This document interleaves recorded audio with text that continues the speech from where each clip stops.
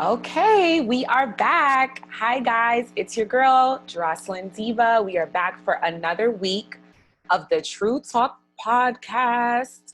This is week 2, show number 2. I just started this, and from the feedback I received last week, I just want to say thank you. Thank you for everybody who watched and subscribed and liked the video and left a comment. Thank you for sharing your feedback. From the feedback I got, I know that I need to work on my cursing, which I admitted in last week's show that I was going to do if I got comments on that. So this week and moving forward, I am going to be trying my damnedest as I curse. Not to curse that much. I cannot guarantee you that I will not curse at all because, again, this is True Talk. I'm being myself. I'm talking about stuff as it comes to me, as it speaks to me. And when I'm in the moment of talking my shit, I'm gonna talk my shit, but I'm definitely gonna get better. So this week, I really just wanna break down some topics, stuff that's trending. Like I said last week, primarily, I talk about entertainment news stories.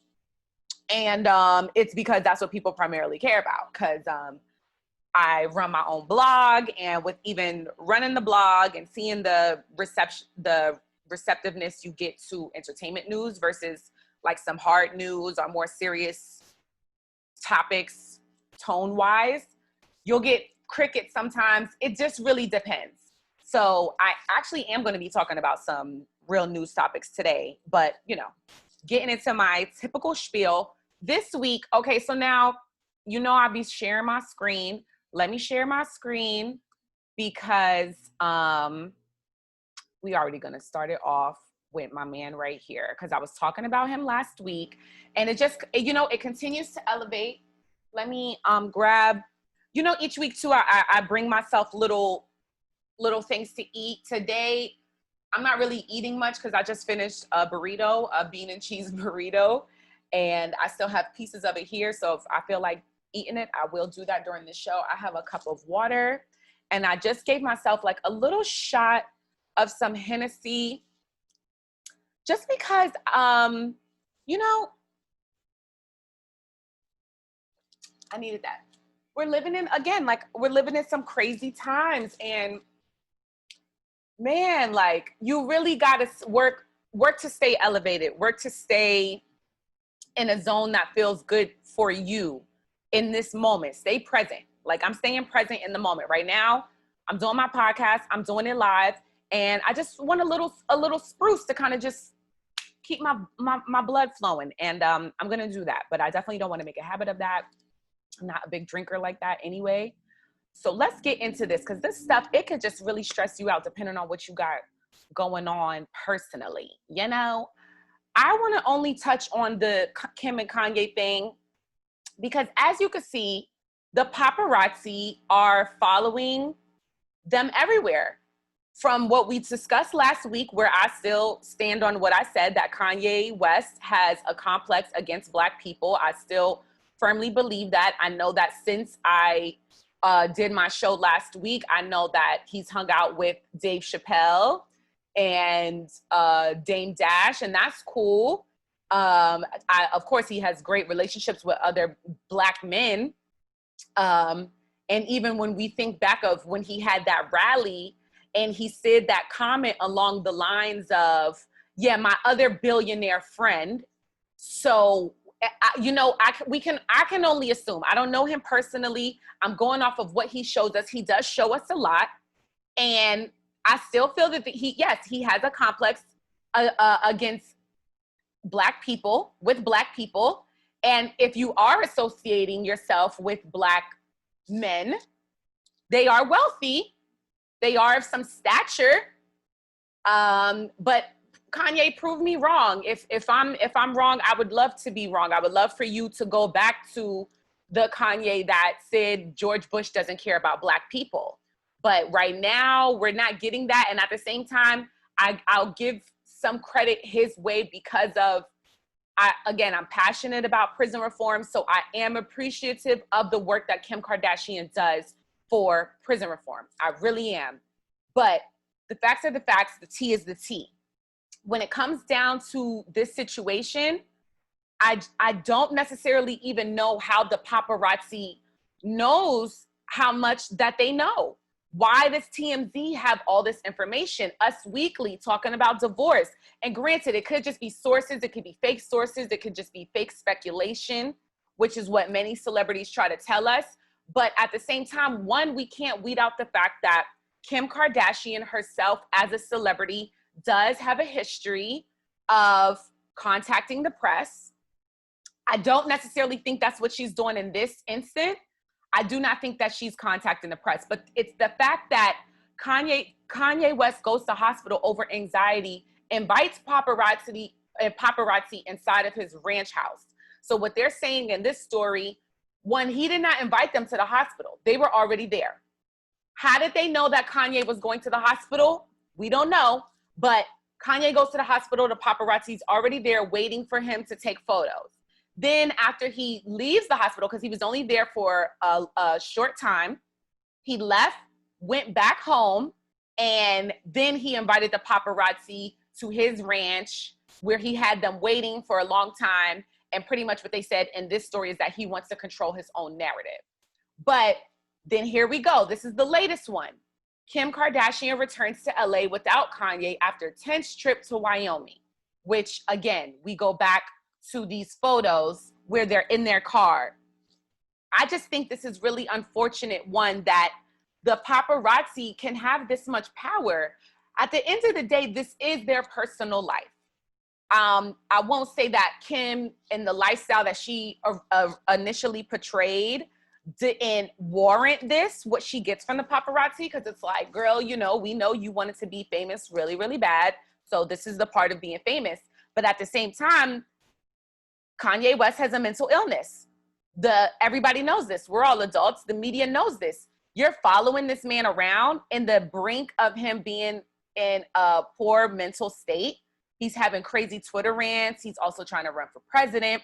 She's clearly crying, and Batgrid got all the shots, which at the same time, even with Batgrid, you know, you got to be careful when you repost their photos that they take, because they'll try to sue you for thousands and thousands of dollars. So this is all a business, and it's really unfortunate that it comes at the victimization of celebrities, particularly with poor mental health. Y'all want to be out here talking about Free Britney and the whole Free Britney movement when this man is clearly going through some things mentally, personally, spiritually, and we're making a media spectacle of it. I put the picture of the Free Britney movement, because these white people, they are not having it with Britney. They want her free. But is this what could potentially be next for Kanye? I don't think so. I don't see Kanye having to go under a conservatorship. However, this is, to me, the paparazzi. I feel that there should be like more laws in place in regards to how the paparazzi should be allowed to interact with celebrities. Like the same way that we heard stories and know that Kim used to tip off the paparazzi and say, hey, I'm going to be here. And then they'll show up and take pictures. That's fine. If you're publicly inviting them in, I do think there should be I don't know, maybe it's an app or something where it's like a celebrity can select shut off today. Do not, if you follow me today, I will sue you.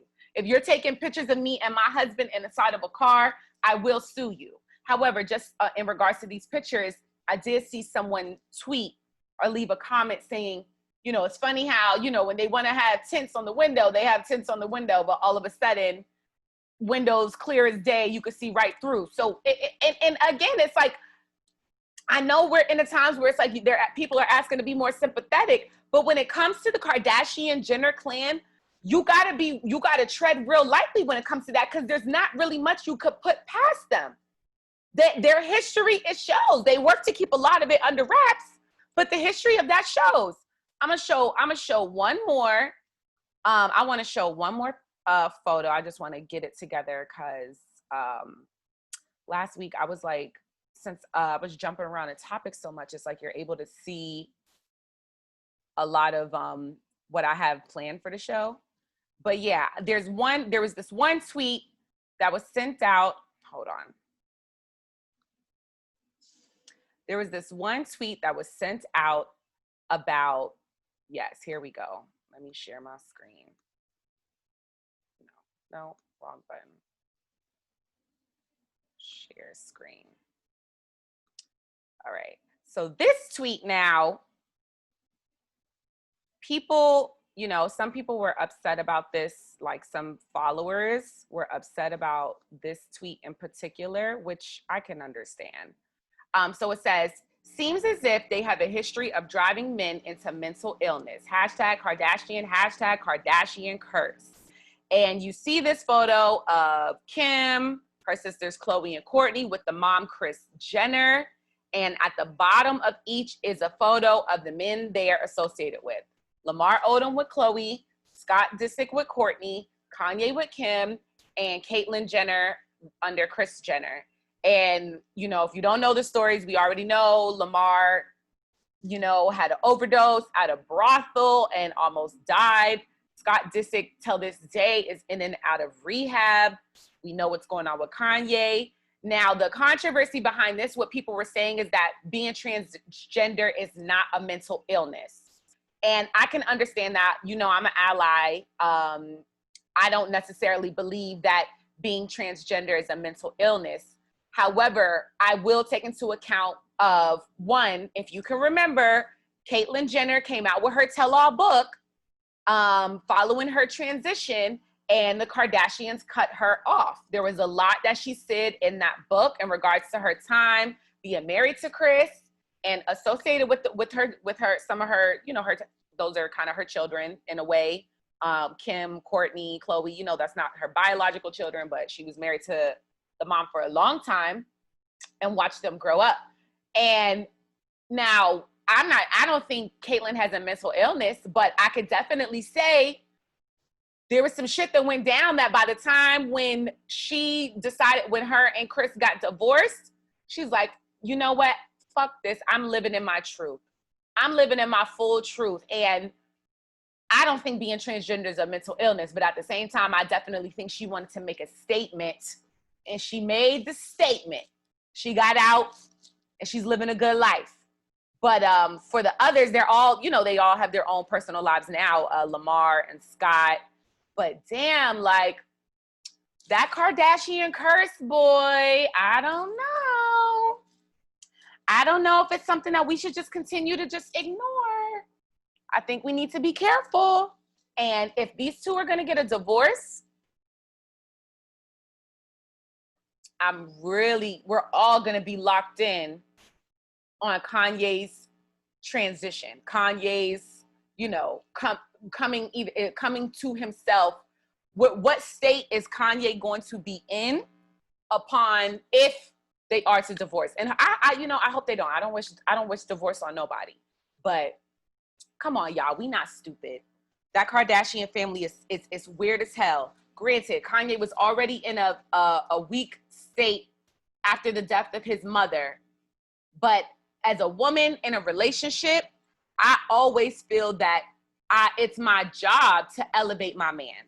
It's his job to keep me lifted too. Whenever I get in my feelings, or if I'm, you know, insecure thoughts, you share your insecurities with your partner, with your loved one, and they are supposed to help lift you up out of those insecure thoughts, those insecure feelings, those insecure actions.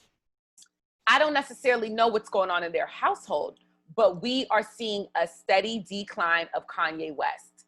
And ladies, correct me if I'm wrong, when you see your man out here doing some shit that you don't agree with, or that you know is not good for him, do you condone it?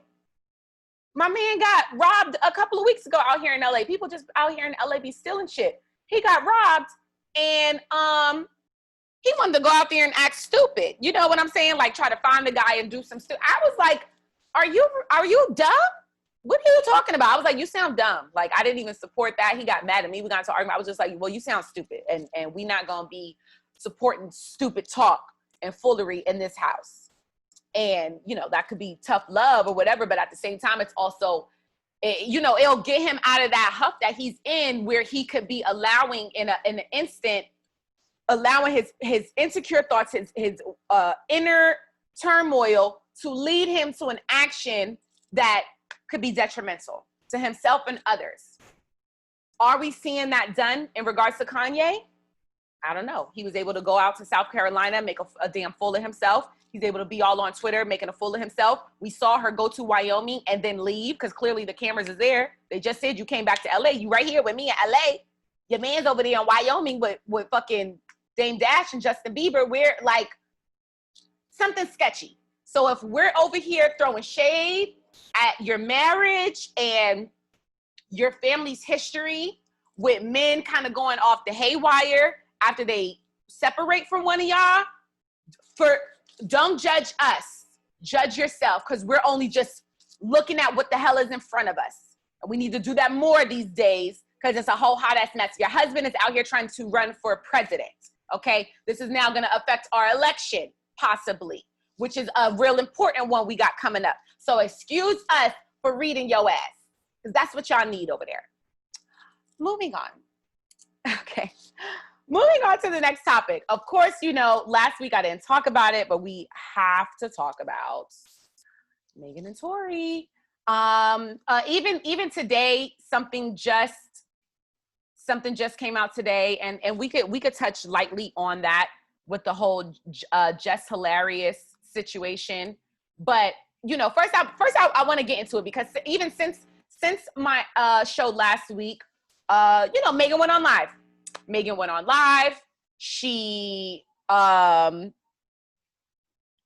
still being vague. She is still being vague. And so that's where, because I'm going to get into why I feel she spoke out, why I feel she went on live. I'm going to get into, here we go. I'm going to get into just my own personal take on it. And this is just, again, it's my personal take on the matter. I'm not out here acting like I got some exclusive tea, because I don't. I am a culture consumer, and I am a journalist. I'm a blogger. And so I'm just going off of what I see being posted in the media, also what she herself has put out there. Because Tory's ass is quiet as a church mouse. We have not heard from Tory. We know he's not in jail. However, Tory is silent. So it's still, you know, we don't have no factual information yet, other than the fact that Megan was shot, and she, you know, insinuated that he shot her in her feet, both of her feet. Okay.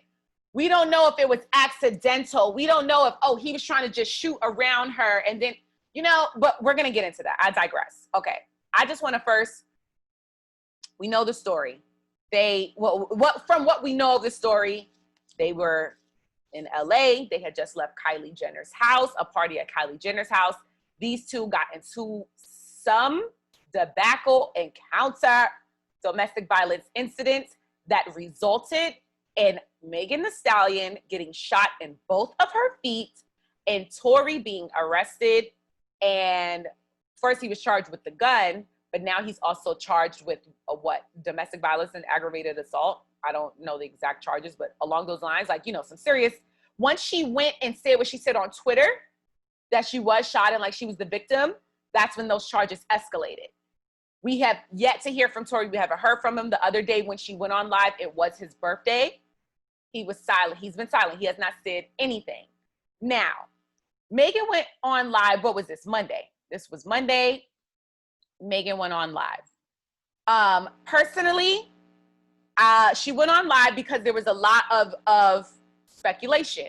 You got vloggers coming out, you know, first one, like, you know, kind of spilling, reposting tea from like Tasha K, which is like, I definitely feel like when you are getting information, you know, don't say, if you are getting information from somebody who has a YouTube channel or who posted it on their blog, and you got it from their blog, and that's where you're now going to come up with your narrative and share it out to the world, I just say it's worth crediting that source. I definitely do. So we're not sure, but people are saying, you know, like Tasha K was the first one to come out and even say what happened. Then you have Adam 22. And he comes out and he says that they actually got into it at Kylie's house. They got into it at Kylie's house, and Megan was really, really drunk and apparently getting jealous because she was under the impression that Tory was flirting with Kylie and Kylie was flirting back, and she kind of started wilding at him on him at this party in front of everybody. And then it escalated once they left, and then she got shot. Then another blogger comes out saying that, oh, he knows, he spoke to her sources, to Megan's sources, and they said that Megan was hitting him. This is what this blogger is claiming. Megan was hitting him, and then it escalated, and he didn't mean to shoot her. He was just trying to shoot around to scare her, but he shot her. And somebody's legit coming out saying that, and they came out with this on Monday. So you're coming out with this like this is factual information because you spoke to her team, is what this person is claiming. That's why I think Megan went on live on Monday. I definitely think that she is turned off by people who were not there, because technically we did see video footage of when the cops arrived after she was shot, and you see Megan, Tory, and Megan's friend that she was with. So that's 3 people that were there that I feel are the only 3 people who could really necessarily say exactly what happened when Tory pulled the trigger. And if it's not one of those 3 people, shut up. You can say your speculation, which is, I feel like, what Adam22 had already said. He said, I can't confirm any of this. This is what people are saying that were at the party.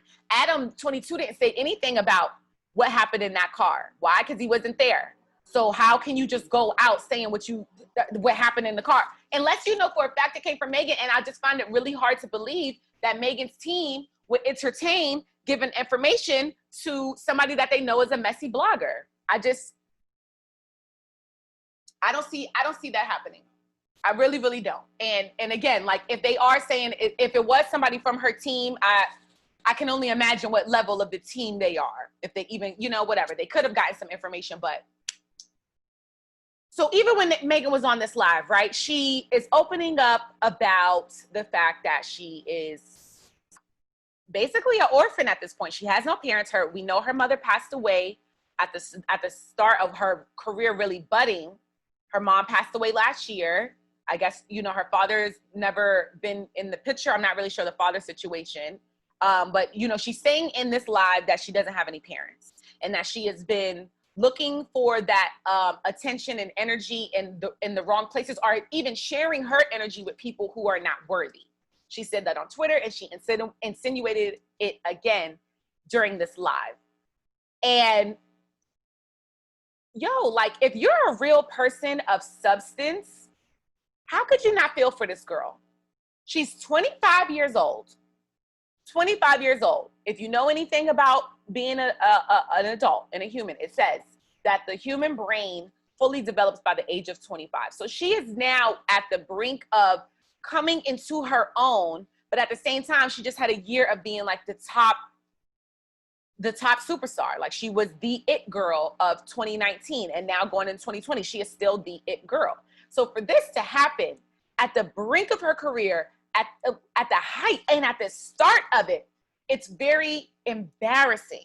And then now I'll touch on my own personal opinion on this, because as a woman, as a pretty girl to another fellow pretty girl, I'm from Queens, but I was originally born in Houston, Texas, so I still got that H-Town love in me. And Megan, I just do not understand, baby girl, why Tory was ever even allowed to be a part of the equation.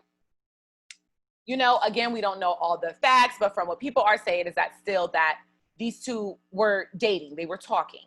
And so that's even how they were at the party together, and she got upset or whatever. But I'm just saying, that's why I put this picture up of Tory, because let's not forget, Tory Lanez just got a hairline like this year, like right before Chicks Tapes came out. He got a hairline, Chicks Tapes came out, and then Quarantine Radio. That's when everybody started paying attention to Tory Lanez. That's one. That a year ago, Megan was still the it girl, and Tory was just being hyped to be next to her at the Rock Nation brunch and get a picture with her and Lizzo or whatever. But it's like, Tory just became the dude, and definitely with Quarantine Radio, Megan made that shit hot because she was on there twerking. So there's that. I'm sorry, I am about the physicality. Okay, like I'm definitely always about the personality in somebody and where they are and how you, if we could talk about deep things, of course, that is a vital attribute to a relationship.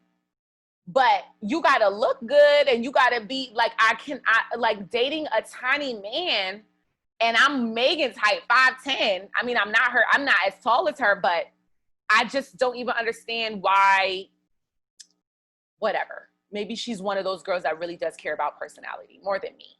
She's better than me. But again, I think that her still being choosing to be vague, one, of course, because there's legal things involved and he got charges, but her choosing to be vague and not speak on it, and then of course getting so offended when other people speak on it or joke on it, I definitely think it shows some embarrassment there that she is feeling about this situation.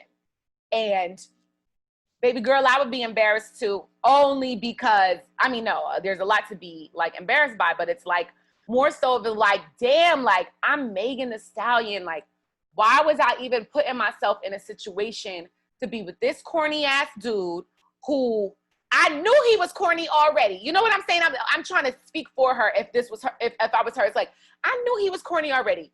Gave him the benefit of the doubt. Ended up starting to kind of feel him a little bit. Then he want to go out and show his ass at Kylie Jenner's house.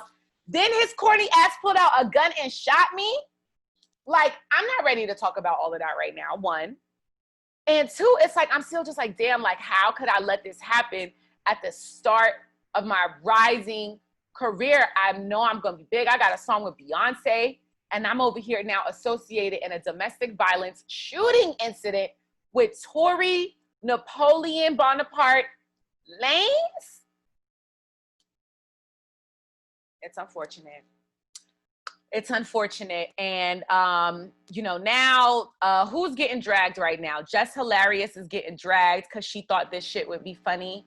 She thought it would, and she did this, apparently she did this before Megan came out with the live or the tweet talking about she's tired of people making jokes, but it's still on her page. Even go look at, Shade Room posted this. Look at their caption. They said the video is on Jess Hilarious page. The video is still on her page. Maybe by now she's taking it down because she's getting dragged on Twitter right now. But I just don't understand how Jess had already, like, she got re-canceled now. She had, the first time she got canceled was when she said that anti-Muslim thing. She put up a video saying how she didn't want to get on the airplane if a Muslim person with a turban was getting on, and she didn't want to get on the plane. That was the most stupidest, ignorant thing you could say. She said that in a video, posted it. Now this, and you know Jess is one of those top influencer Instagram commenters. I swear all the blogs I follow, the top blogs, she's in the comments. So she knows what's going on. She's in the blogs. You're following the blogs. You're seeing what they post. You know that we are one as a people, but in the hip hop community, in the Black community, we're standing with Megan. We are not supporting people joking about this. You see dumbass 50 Cent even issued out an apology for him joking about it. And you put out this video making fun of it, and it wasn't even funny. Jess, why would you do that? It wasn't even funny. And you're a comedian. I really am so annoyed. I'm just so annoyed by this because it's like, I don't understand how people are canceling themselves during 2020. We are already going through enough. And what's crazy is that when you're looking at sometimes what these celebrities or influencers or whatever, some of the stuff they do that receives backlash, it makes me wonder, like, are you doing that on purpose because you at least just want attention? Because right now things are slow, so you're just not, you know, you're not out on the red carpets and going to events or getting phone calls for gigs or whatever the way you're used to. So are you going to great lengths to get a reaction or whether it's good or bad, just because you want a reaction that bad? I don't know. I can't say that for certain, but what I can say is that this was stupid on Jess's part. It wasn't even funny. And it's like, now it's like, if you're going to get super duper canceled at this point, because, you know, with the cancel culture, it's only for a period of time. You know, we cancel people for a little bit, then we'll start to warm up to them again. But I don't know, if you keep doing stuff like this, Jess, like, you really, you know, like, who do you got to think about it? Look what just happened when dumbass Drea said what she said about Megan. Rihanna took that Savage Fenty endorsement, snatched that shit, unfollowed her ass. It's all trending on Twitter. Drea knows she did some dumb shit. Girl, you're still an actress at that. Like, you don't want to blacklist yourself over a video that's not funny. Like, again, like, it's really not funny. It like, not funny, like saying like, oh, it's not funny, we shouldn't joke about that. No, I mean, like, girl, it wasn't funny. Like, did you write that script and like think like, oh, I'm gonna, you know, I'm gonna do this, and you know, I'll appear as it's a CSI skit? Girl, it's not funny. And if you live out here in LA, no, or I don't know, you should move back if you don't. But get with some writers that can actually help you write some funny shit, because that shit really wasn't funny. That shit was like literally, I'm just looking at it like, this wasn't even funny. Like, it was corny as hell. So, yeah, just wrapping this up. Leave Megan alone. And, oh, I can't wait to find out, like, the rest of the tea, the true tea. I'm waiting from their actual sources. I'm not going to be sitting here listening to some damn people who just want to, like, because you got to think about it. Like, people who work in the entertainment industry, and they're not at like a high level, like where it's like they can just do anything that they want because they're, you know, Kevin Hart or Beyonce or Jay-Z. They're struggling right now, like the entertainment industry is on a standstill because of the pandemic. So if it's your bread and butter that you need engagement, you need reaction, you need people saying or speaking or requesting or watching or pressing subscribe and like, you'll be surprised sometimes at what these people in this industry are willing to do just to get people talking.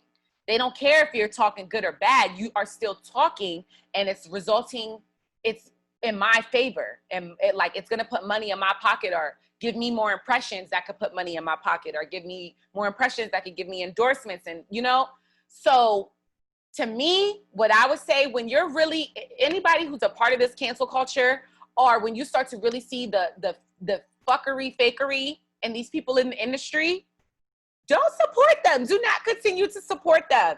You got to put them on like a blinder, like what we do with Trump. Because I know when you see Shade Room or somebody post a video of Trump, like, you'll choose what you want to watch. You might just read the caption, because that's what I do. I'll just read the caption, like, what did he say? Because I don't got time to even look at his ugly peeling ass face. What did he say? I'm gonna just read it. You know, so you got to put some of these celebrities, entertainers, influencers on that level where you really block them out, because they're not worthy. It's facts. They're really not worthy of your time. They're not worthy of our attention. And we're giving them our attention. We're giving them our clicks. We're giving them that. And it's only benefiting them because they are so low and done sold that soul so deep that they don't care if you don't like them. They don't care if you think they're messy. They don't care if you want to cancel them. You're still talking. You're still tuned in. So tune the fuck out. Okay. Moving on.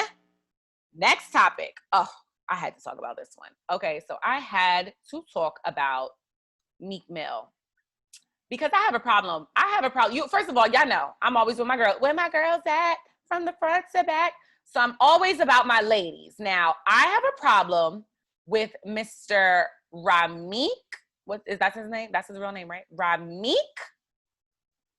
Jameson Mills. I know that's not his name. I slaughtered that boy's real name. But I have a problem with him basically coming out to publicly dump his baby mama, because it's like, I never even called Milano his girlfriend, because he never really publicly claimed her. So now this is what I want to talk about. I want to talk about how the hell is Meek Mill publicly dumping a girl that he never claimed. So let's get into this. Let me go back to sharing my screen, y'all, because we're going to get into this real right quick, because you know I'm about to just read his ass, because he be getting on my nerves anyway. As much as I want to support me, because y'all know what I'm passionate about, prison reform. So as much as I want to support Meek at times, I just feel he does a lot of bitch ass niggery, you know? Particularly you see it most on Twitter. He is still a big Twitter fingers, as we can see. And that I don't like. Like, I really don't like when he takes the time to talk about like Tekashi or other rappers or academics. I don't like when Meek Mill takes the time to put that on Twitter, because it's like, you never see Drake or Kendrick or Jay. First of all, you know, we got to leave out Kendrick and J. Cole because they just, you know, they're very, very private. But at least Drake is like at least some bit of a, he responds or whatever. But it's like, you don't see like the top rappers with the ability that Meek has. You don't see them entertain the fuckery that you see Meek do on a constant basis. And to me, I just feel like it's such a bitch ass nigga quality. I have always hated, I come from East Elmhurst, Queens, and I have always hated the way the guys in my neighborhood that I come from, and if any of them watch this and they feel a kind of way, feel some kind of way, I have always hated how they are gossipy, bitch ass dudes. Like, what kind of man are you that you really take joy out of just being so fucking gossip and messy? You over there liking shit. You see him, he'll like posts that throw shade at Nicki's man or her relationship or things that insinuate, like he'll tweet something about exes. Boy, what? So now we know, right? This is from what he just tweeted. He went and tweeted out, first of all, what grammar English, Grammarly is an app, boo-boo. You could download Grammarly on your phone as a keyboard and it can help you avoid, whoever was your teacher.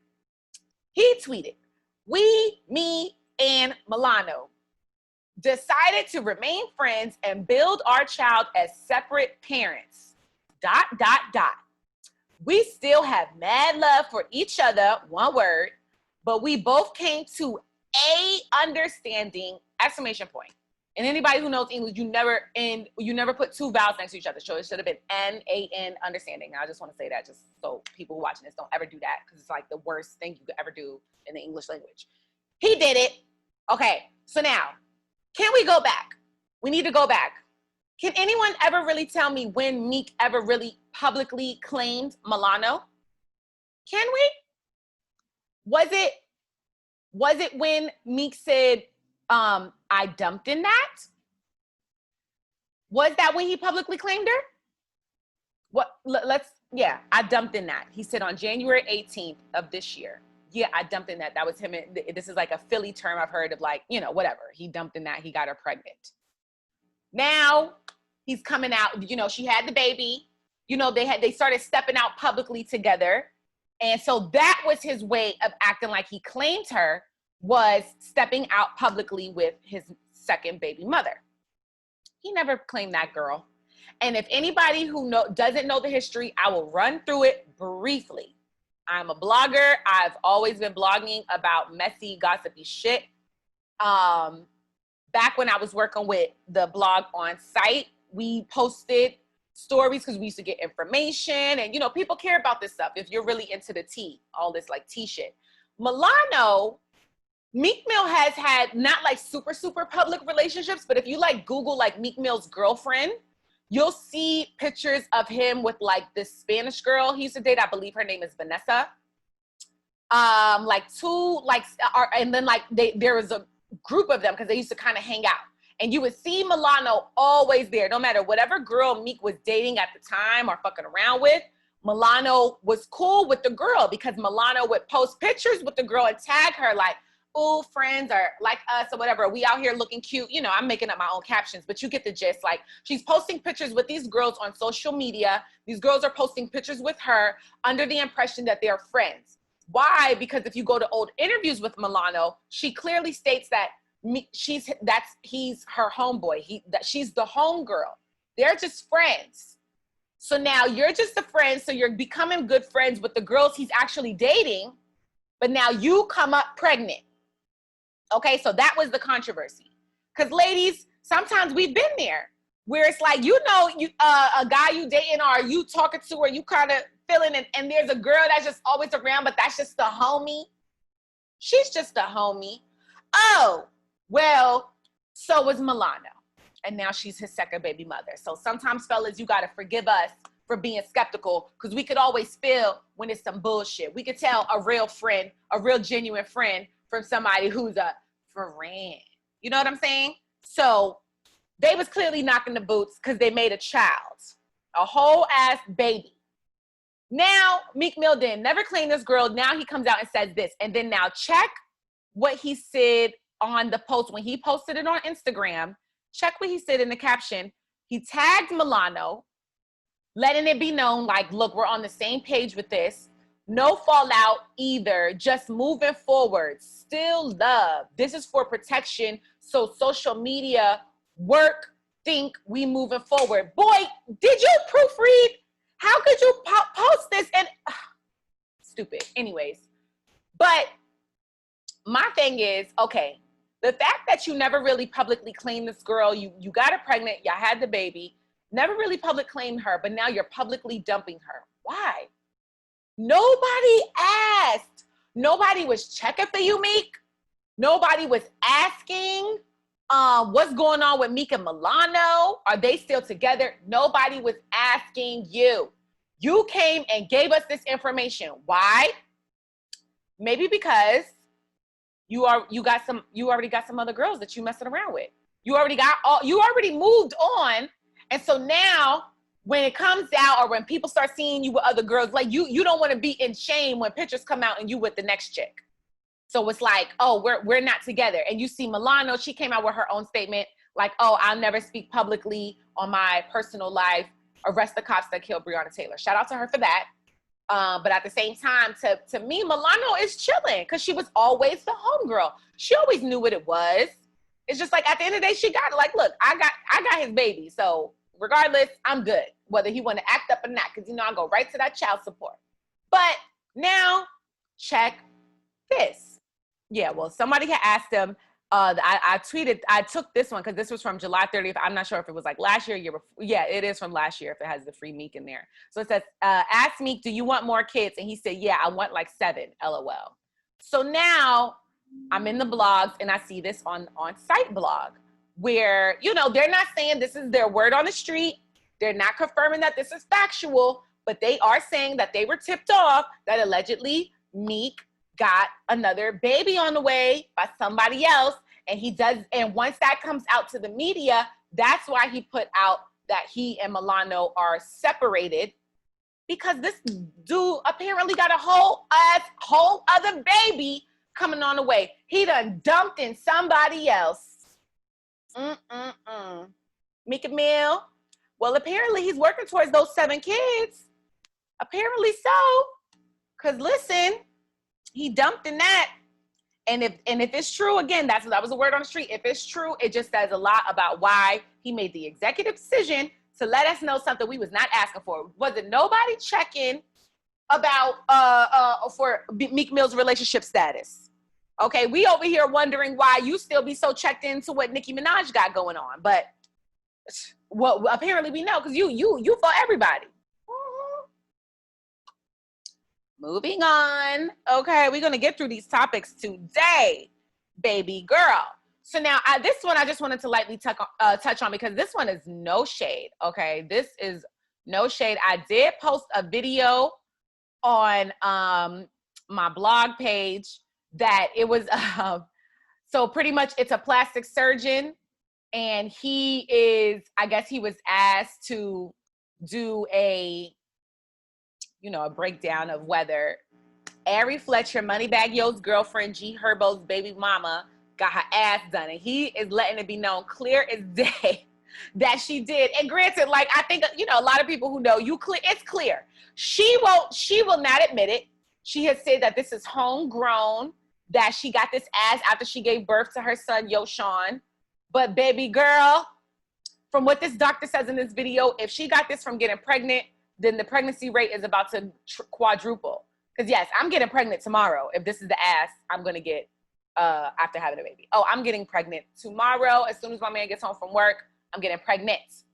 But my thing is, Ari, I mean, like, why didn't, like, I want to know what doctor you went to, because I think, okay, so when I'm looking at this angle of it, like this picture with her ass, I mean, to me, it doesn't look like a bad thigh to ass ratio, you know, because that's what they say sometimes where the girls get their ass done and it looks like a little ant booty. Like, I mean, like an ant, because it's like this big, big ass with these skinny little legs. But to me, I feel like it was proportioned well. It looks smoothed out because also with a lot of these girls, when they get the work done, God, when you see them in person, like they'll airbrush the fuck out of it for Instagram. But when you see it in person, they just got marks everywhere. They got the lipo marks, the boob job marks, the ass, like you'll see it. You'll see the dents. So with hers, it looks very smooth and refined. And I like it. I'm a fan of it. And, you know, I will never weed out ever getting work done after I have a child. Trust and believe, you know, I won't. And I would just like to know where Ari got hers done because I want to go to the same doctor. That's all. But I was talking about this with a friend yesterday and she was like, girl, like they don't be wanting you to know what doctor they went to. And I'm like, okay, I get it. Like I 110% get it. But damn, like Ari, share the wealth, baby girl. Look at that. That thing is sitting, dipping. Okay. So now I just want to lightly touch on some stories. Like there's some stories that I'll post on my blog that are more serious in tone. And I don't see them get picked up by other blogs. And that's fine. But, you know, for me as a Black woman, I just feel like there's just certain things that they're just important. So this one to me was important. You know, y'all know I'm spiritual. I love God. I love Jesus. So this had, you know, I talked about Nick Cannon last week because this story really stuck out to me. I did watch his interview with Rabbi Cooper and something just wasn't sitting well with me.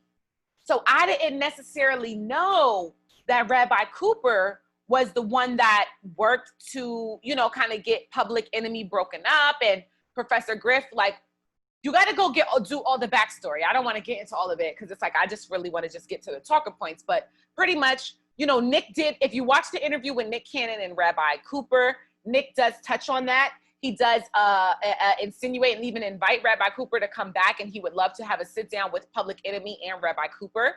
Because again, it goes back to that conversation of Black people with their ties to the Hebrew Israelite lineage to God. And this was a really good interview. I mean, to me, it wasn't really good. It wasn't really good to me. Like, oh my gosh, you have to watch this. It was more just like, if you're into this, to just see how Nick is still trying to make his point as a Black man, the point he was trying to make, and in regards to the oppression of Black people, and to just see how Rabbi Cooper is completely unbothered by that. His agenda is his agenda. You can never say anything that is not supportive of Judaism and the Jewish faith because you're anti-Semitic. And he goes out and he'll cancel anybody. He said, it's not about race. It's about evil. I'm against evil. Well, if you're against evil, Rabbi Cooper, why don't you speak out for the things of the oppression against everybody, and especially Black people? And you live in America, so why don't you also advocate for things that oppress other communities? Your agenda is only solely focused on the Jewish community, and that's fine, okay, but at the same time, I still, again, don't understand how and why it's anti-Semitic to associate your lineage to the one true living God.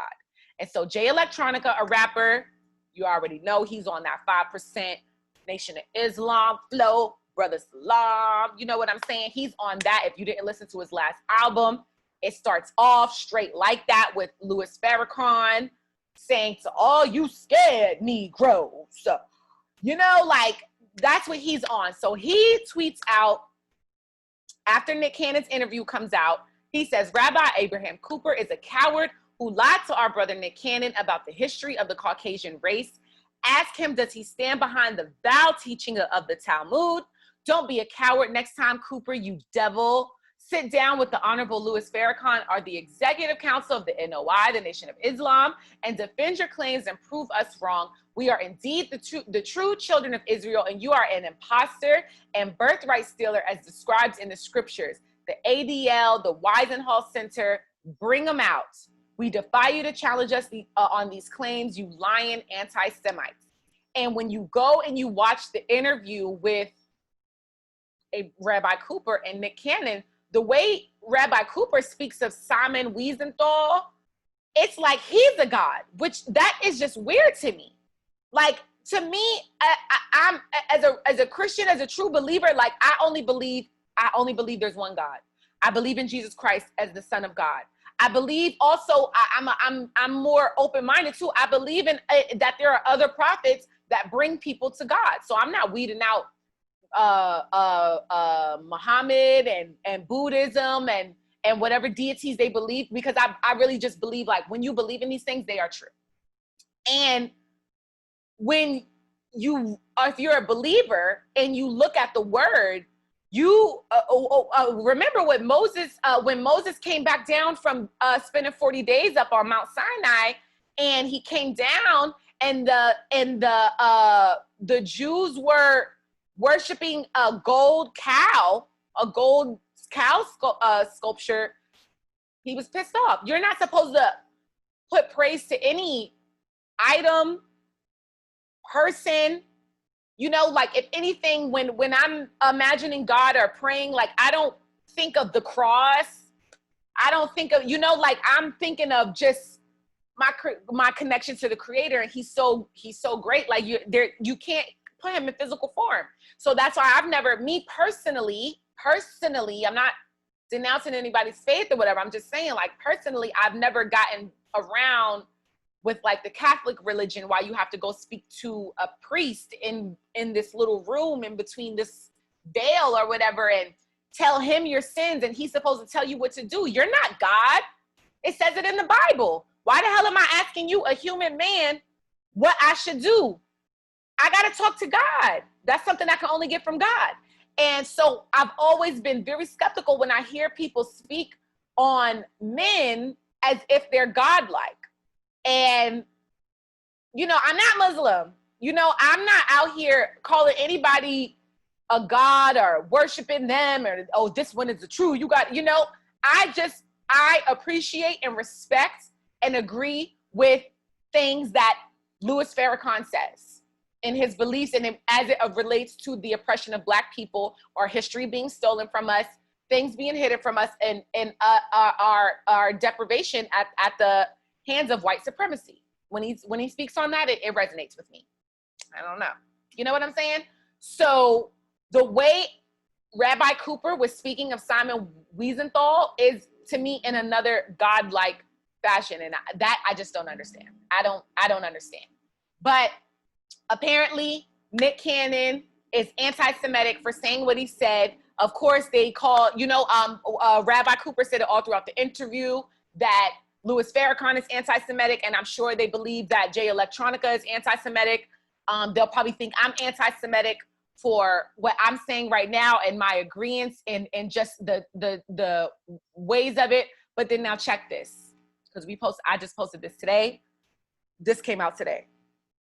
Seth Rogen, a Jewish man, a famous Jew, he comes out saying that Israel is ridiculous, antiquated, and based on lies about other people's land. Along the lines of the same thing that the basis of what Seth Rogen is saying is the basis behind what Nick Cannon was saying, the basis behind what Jay Electronica is saying, the basis behind what Louis Farrakhan is saying. So y'all need to go check this. I posted the whole 3-minute clip, because it is a whole interview Seth Rogen did on a podcast with the Mark Maron podcast, and they're both Jewish. And Mark Maron is asking Seth Rogen if he would ever move to Israel, to which Seth Rogen says no.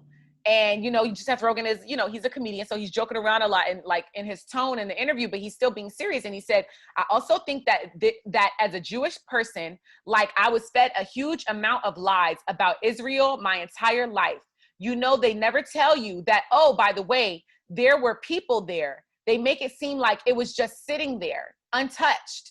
And while he said that, Mark Maron said, yeah, like, ours for the taking. And then Seth Rogen goes on and he's like, yeah, like, oh, the fucking door is open. And it goes on. The whole story is on the true100.com. And then this clip, you could actually just hear him say it, is right here on the True 100 on Instagram.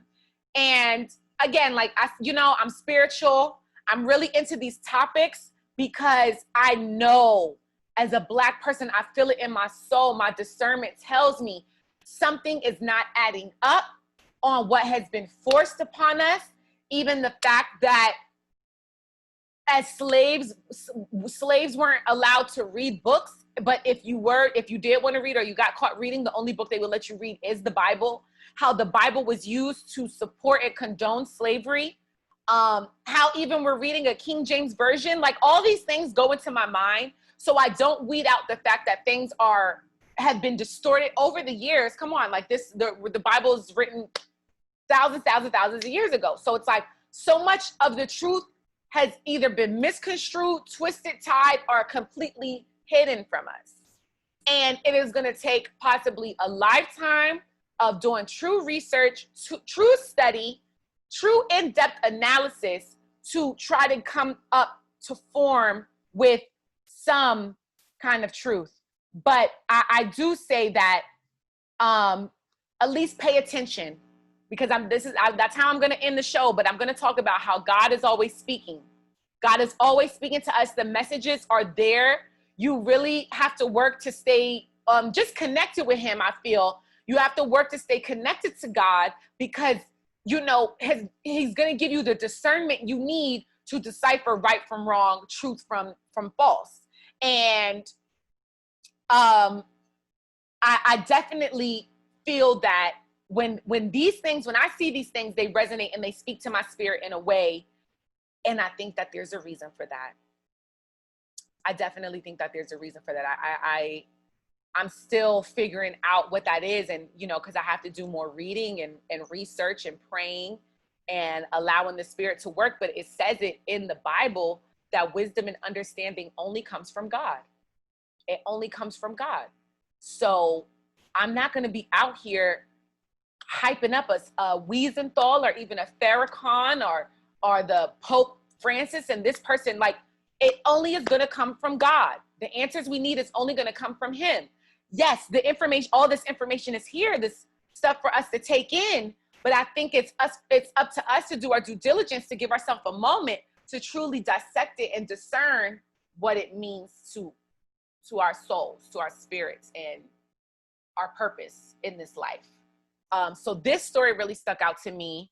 Didn't get picked up much, but I posted it. So shout out to Jay Electronica for at least challenging the status quo. And I think we need to have this conversation. And from what I'm seeing, because I even saw a friend of mine from college, she works for Black Enterprise. She did an interview with Rabbi Cooper. And I was just like, yo, this man, he does not, when you try to bring up the oppression of Black people, he brings up the Holocaust. Which it's like, okay, the Holocaust, we know the Holocaust. We know, we learned about it in school. Y'all make sure we learned about it in school. Y'all make sure y'all reminded, you throw it in our faces every chance you get, the same way we're still throwing slavery, but there's still modern day slavery. If you're gonna associate it to what it says in the Bible of the 400 plus years of slavery, I don't see where that was associated with Rabbi Cooper and the Wiesenthals. I just don't. Who you see who was enslaved for 400 plus years, their skin is more copper in tone, and hair is more sheep wool like. I ain't gonna go in too much because I know that as you guys continue to follow me on this journey, you're sticking with me. Thank you guys for whoever's tuning in. I'm gonna just keep talking about that real shit. The real topics at hand.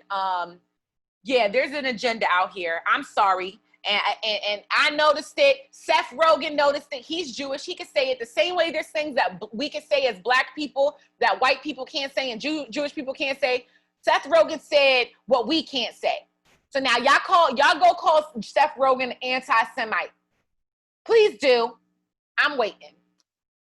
Then I just wanted to just touch on some other stories that didn't see. There's like a new mutation of this damn coronavirus that is spreading more quickly. However, they said they cannot confirm that this new mutation of the virus is more detrimental, that it could result in deaths, but it is spreading more rapidly. We got to be careful out here. I know I did go out this weekend. I actually went on that yacht that I talked shit about last week. I went on the yacht because my man really wanted me to go. And on the day of, I was kind of just like, oh, you know what? Why not? Let me just go. I actually did, because remember I was saying I didn't want to be around young girls trying to thotty bop, but y'all, I was totally proven wrong. I had to shut my ass up because the ones that was on there thotty bopping were older women. Some of them were like strippers. I can't say if they were all strippers, but they were all hanging out together. They all did, they had those bodies, like got work done. And the young girls, they were picking fights with the young girls. They were picking fights with the little 21, 22-year-old girls. Like they was trying to turn the whole damn yacht experience into the damn bad girls club. I could not believe it, but that was happening. So I did go out, and it's like when you go out, you do start to be like next day, like, okay, do I got coronavirus? You're like trying to pay attention. Like, we don't know what the hell is going on, but at least know that there's information out there being given. This shit right here. Twitter and Facebook deleted this video that Trump posted and promoted of a Nigerian doctor saying there is a cure for COVID-19. So now let's just touch on this briefly, right? One, a friend of mine from college, she commented on it just saying like something about this video just doesn't sit well with me. It possibly is the fact that it's only a group of white doctors surrounding this one black doctor, and they're all just nodding like, spread this message, So I know that pointed out, but at the same time, the fact that Trump keeps putting out the narrative of the hydrochloroquine and zinc, and then it's like it's the media that says that it's not true or it's baseless. Like, you look at the New York Times, they're the ones that shut down Trump's claims. And then, Twitter took the video down and Facebook takes the video down. So it's looking like the media is controlling the narrative on coronavirus or COVID. And guys, this is fucking weird. We just want some information, yo. We just want to know because niggas is out here fucking dying. Sorry, guys, I'm cursing again. I'm sorry. But it's like people are dying and we want some information. And it sounds like there's some information to be given, but you guys are not allowing us to get the information. So you know what happens? More conspiracies. More and more and more and more conspiracies. More people coming out with their own views and their own videos of what they think is going on and what it is and where it came from and who created it. It's going to keep, the narrative will continue to just spread like wildfire because you're allowing it, because you're not giving us any information. Guys, we got to stay prayed up. This is like, we are living in some disgusting, disgusting times. And I hate it. I genuinely hate it. There was this story too. This one I wanted to touch on because, okay, police identify Umbrella Man as a white supremacist trying to incite George Floyd riots. I only want to touch on this briefly for all those people that were talking shit about the Black Lives Matter movement, or, you're saying whatever, Antifa, George Soros, I get it. I get all those because, I'm not a huge conspiracy theorist, but I am one. And I won't put shit past nobody, especially not the government. So I'm not weeding out the whole George Soros or whatever. But all I know is that they're now identifying that this is still a white supremacist, because if you're crediting that stupid ass Follow Cabal video that's out here that they're talking about this George Soros, the whole thing is in support of Donald Trump. That's why I couldn't get too behind it. Because I'm like, all right, Pizzagate, shit's a little weird, but okay, I'll give you that. But then the whole video is like, and Donald Trump is the only one speaking out on this. Hold up now. We can't trust this mofo too much because he's the one out here giving these white supremacists the ammo they need to go out here and now infiltrate our movements. Black people being oppressed is not a gimmick. It's not a conspiracy. It's not a joke. George Soros is not out here forcing black people, police officers to kill black people. That he's not forcing the hospitals and doctors to have cause health disparities because they don't properly want to give black people proper treatment. He's not forcing these schools to disproportionately affect the black and poor communities with lack of proper education that you give to people with higher incomes. I don't think George Soros is that powerful. What I do know is that we have seen an increase in white supremacist movements at the hands of Donald Trump being elected. He also doesn't speak out against these movements. He accidentally tweets in support of people that say white power. Okay, this is now facts of what Donald Trump has done. So now when you're telling me that a white supremacist is the one who started this riot, because he was the first one, that's how the riots got started, y'all. This man started breaking out windows. Later, the police station gets set on fire in Minneapolis where George Floyd was murdered. Now there's a string of riots across the country. And they're saying it's Antifa. Okay, well now we know that this white supremacist started the riot in Minneapolis. So is Antifa white supremacist? If Antifa is white supremacist, who is the one hyping up these white supremacists? It ain't us. It ain't, I don't think it's George Soros. Okay? You know who it is. And so that's why at the end of the day, we have to still keep our eyes open. Y'all out here believe in fall of cabal, and it basically is supporting Donald Trump, but he's also supporting this racist ass narrative. I can't get behind that. I'm sorry. I can't. And as much as I don't want to, I damn sure really, I don't want to vote for Biden. It's still just like, this shit is just too sick to get behind. What Trump is about is just too sick to get behind. So I don't know. We're all, it's all a whole hot, shitty mess. But that's why at least like, you know, what I try to put in when I'm doing these shows is stay prayed up. Stay prayed up, everybody. And then, oh yeah, this was the last one I wanted to touch on. Because again, these stories aren't really talked about. Like I said, they're more serious in tone. We started with the celebrity news. I do like to talk about these topics, okay? Because I used to go to this damn Planned Parenthood, the same one they talking about on Bleecker Street.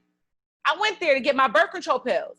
And now in the year 2020, after Kanye West says that Planned Parenthood, you know, is was put in the Black communities to like as a genocide or whatever. Remember, he tweeted that crazy shit. Literally right after that, now Planned Parenthood removes founder Margaret Sanger's name over her racist legacy.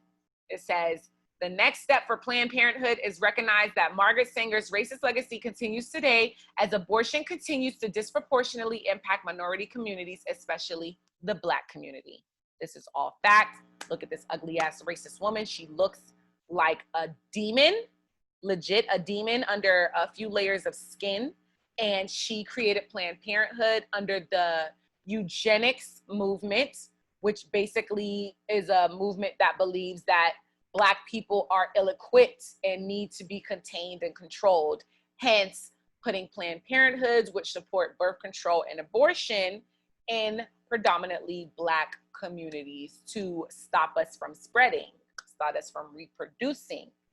And so for me, this stuck out because it's like I'm coming from a family of teenage pregnancies. So when I went and I told my mother that I was having sex as a teenager, that I lost my virginity, she put my ass on birth control. I was on birth control at the age of 15 years old. And to just know, like when the truth starts to come out these days, it's like, you know, this was information you would have to go search for. I had heard about Margaret Sanger being racist, but it was still something that it wasn't so in the news, the way now it's in the news. Because now y'all just want to lightly say, oh, we're going to remove her name. We're going to honor we're going to respect the fact that she's a racist. And now we're going to remove her name. And 2020. How long has Planned Parenthood been around? Forever. Long enough to help disproportionately affect the Black community with abortions and birth control. So I feel bamboozled. I feel completely bamboozled. This story fucked me up. I'm not going to lie. Because it's just like, I've been there.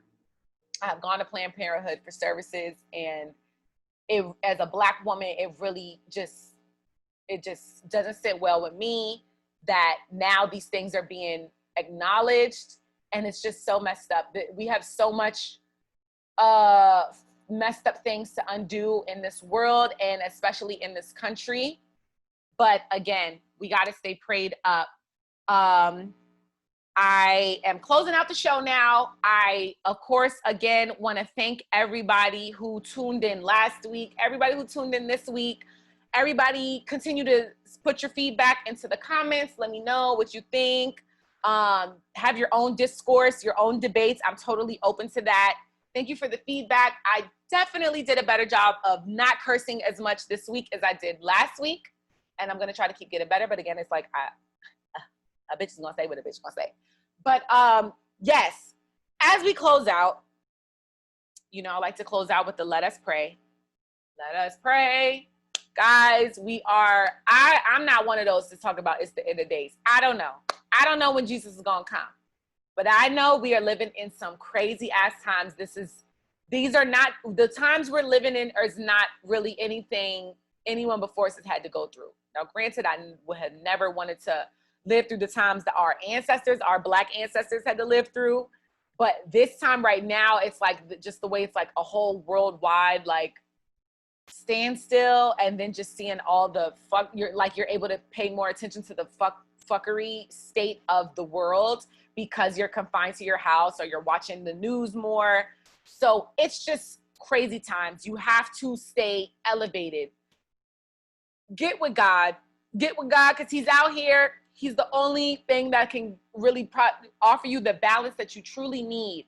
And what I wanted to close this week's show out saying is that there are signs and messages. I wrote it down. There are signs and messages everywhere of God speaking to us. So you just pay attention and through more meditation and prayer and connection and reading the word, because that really helps open you up. It opens your heart up.